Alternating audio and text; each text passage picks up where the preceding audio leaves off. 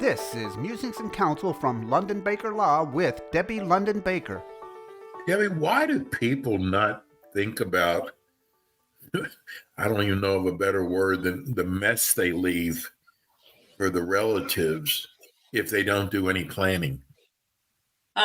They think it's going to be easy. I had 3 people last week tell me, I have a will, and in my will it says that my home at 123 Main Street goes to, Joe and Susan. I said, that's really great, really great. However, without probate, the will does not go to Joe and Susan.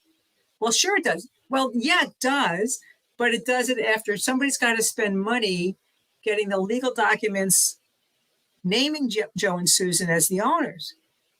Well, why? Well, I don't know why, but so people think they have it done to find out they don't have it done.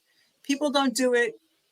Well, younger people don't do it because they think they don't own anything yet. And they don't appreciate that if they have $500 in a checking account or even less, they can say, well, give my mother the money. Well, mom can't get the money unless the court says mom can get the money, and it's going to cost her more than $500 to get the money, so the money effectively gets lost.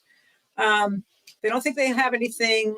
They think it's too expensive, and they've never checked it out. Right now, I saw somebody last week who referred me to a friend of hers who has prepaid legal, which is a good service. It's a great service. I've been a member for 25 years. And they do basic wills, and they do powers of attorney, and they do healthcare surrogates, and they do those all for the cost of membership. They do nothing custom, which is, a lot of people don't need anything custom, but they do them. And the woman I just mentioned introduced me to a friend of hers who found out she had pancreatic cancer, had done nothing, and needed some custom work. And she didn't really have time to mess with trying to do it through prepaid legal. So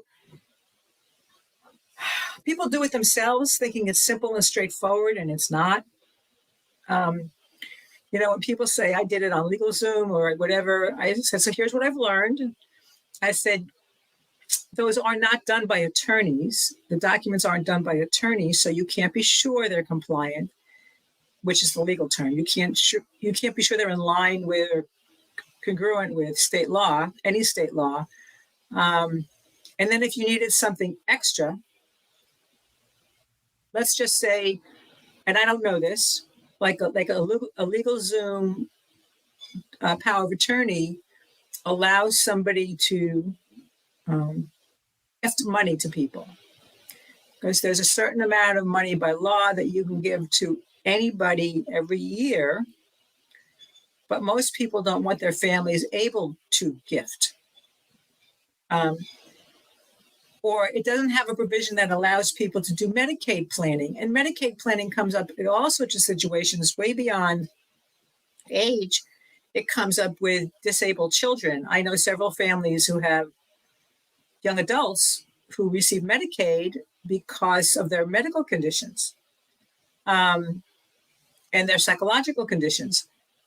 Well, if your power of attorney doesn't allow for that, then you've pretty much got a document that's not going to work for you when you need it. And you won't know that because an attorney didn't put it together. And an attorney didn't ask you the right questions. Like, do you want people to be able to give away your money? Some people say yes. Most people say no, for lots of reasons. So and people literally are superstitious that as soon as they do it, they'll die. Oh, and I've met 2 of those, and I've heard about probably 4 more. And I think,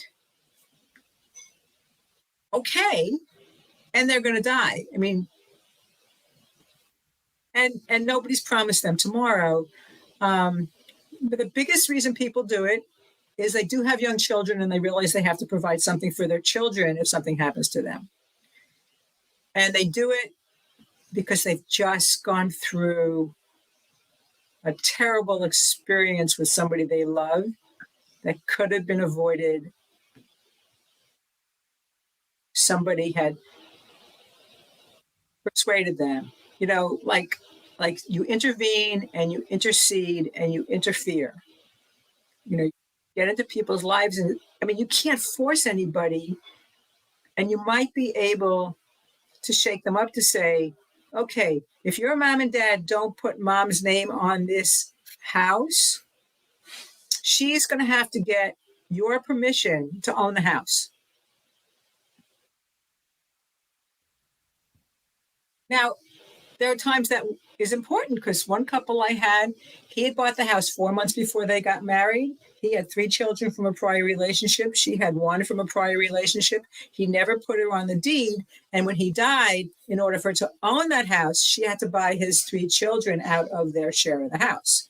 Now, they didn't ask. I mean, they were entitled to 50% of the house. They didn't ask for what amounted to 50% of the house in that case, but legally they were entitled.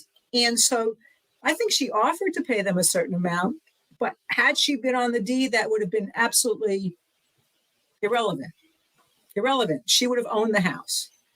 So it cost her low 5 figures spread across 3 children that could have been avoided had he just been willing. He was unwilling.